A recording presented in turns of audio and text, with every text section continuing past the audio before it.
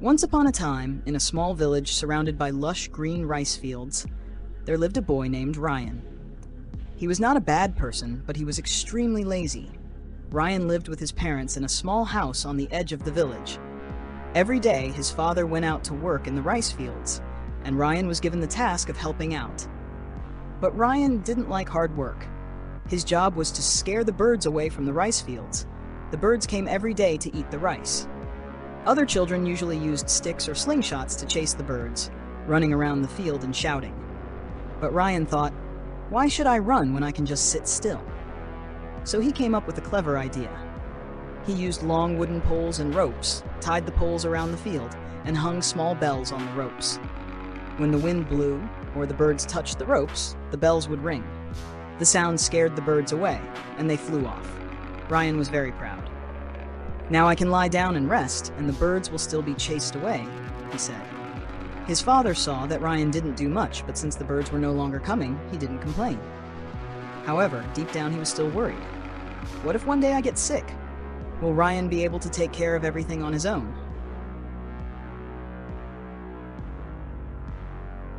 A sudden problem. That summer, the village suffered a terrible drought. It rained very little, and the sun was blazing hot every day. The rice plants needed water more often than ever. Unfortunately, Ryan's father fell seriously ill and could no longer go to the field. He called Ryan and said, "My son, now you have to do the work in my place. The field needs to be watered every day. Please take care of it properly." Ryan tried, but he wasn't used to doing hard work. He got tired quickly and didn't know how to carry water or water the rice properly. After a few weeks, the rice plants began turning yellow and slowly died. One evening, Ryan sat on the porch and looked up at the starry sky. He felt sad, disappointed, and useless. Why didn't I try harder earlier? Why was I so lazy? Ryan asked himself. Now Dad is sick and I can't even save the rice field. I've let my family down. He felt sad. A new opportunity. The next morning, Ryan went to the village market. A large crowd was gathered around a soldier who was making an announcement. Hear this.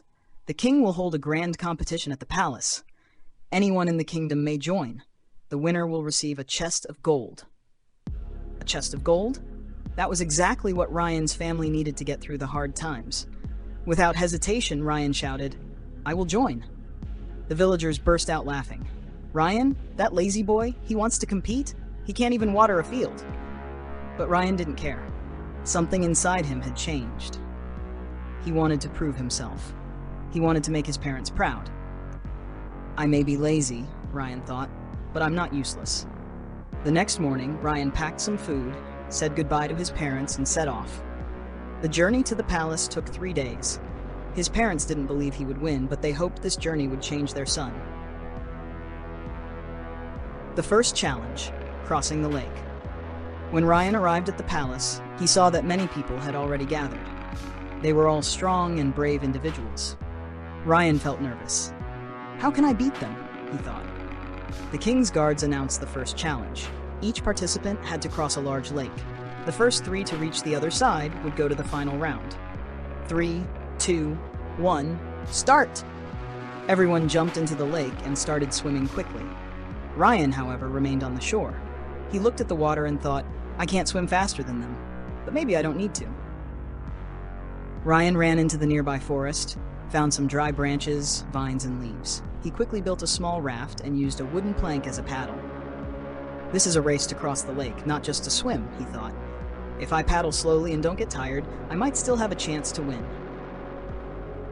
One by one, the swimmers began to lose strength. They were strong, but the lake was wide.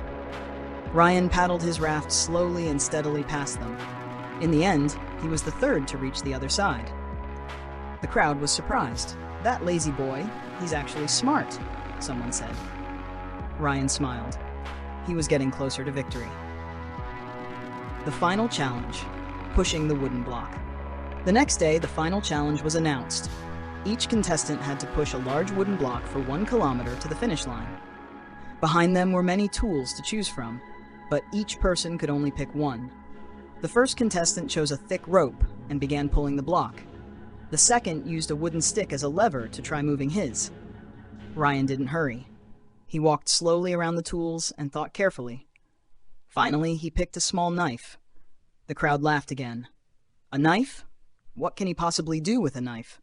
Ryan sat down and began to carve the wooden block into a round shape, like a large ball. After 1 hour, he stood up, took a deep breath, and pushed. The now round block rolled smoothly along the road.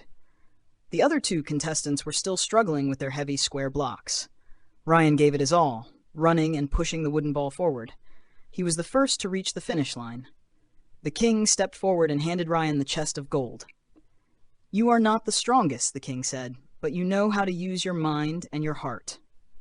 Ryan bowed in thanks, thinking of his parents, and smiled.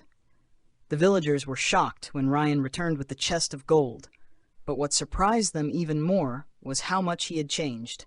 He was no longer lazy. He had become hard-working, responsible, and full of energy. From that day on, Ryan worked with dedication. He cared for the rice fields with love and skill. The birds still came, but now he chased them with effort and a smile. He had proved something important, not just to the village, but to himself.